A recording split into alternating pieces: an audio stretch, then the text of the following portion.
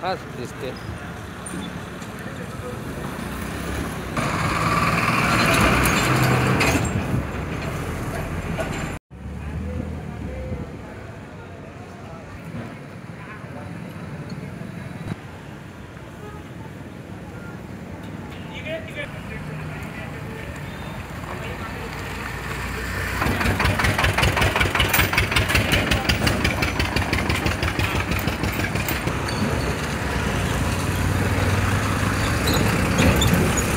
आचारसंहिता असल्यामुळे आम्हाला मोठं आंदोलन करता येत नाही.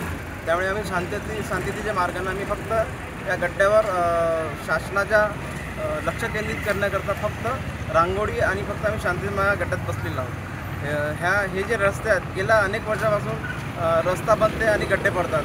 या रोडाच्या बांधकामामध्ये मोठा भ्रष्टाचार झालेला आहे. याबद्दल कधीही मुख्याधिकारी किंवा जिल्हा प्रशासन चौकशी करत नाही, बोलत नाही, काही बोलत नाही. त्यामुळे हे वारंवार रोड बनतात आणि वारंवार गड्डे पडतात. भंडारा शहरामध्ये या गड्ड्यामुळे अनेक 10 ते 15 लोक भरम पावले आहेत. त्यामुळे आज आम्ही भंडारा शहरामध्ये इथं शहरामध्ये जे गड्डे पडले आहेत हा रोड आहे जेमपडेल कॉलेज. इथं नेहमीच मुली कॉलेजमध्ये शिक्षण घेण्याकरता येत असतात. त्यामुळे पुढचा धोका बघून आम्ही इथं लोकांचे जीव वाचवण्याकरता गड्ड्यात बसतो. एबीपी माझा, उघडा डोळे बघा नीट.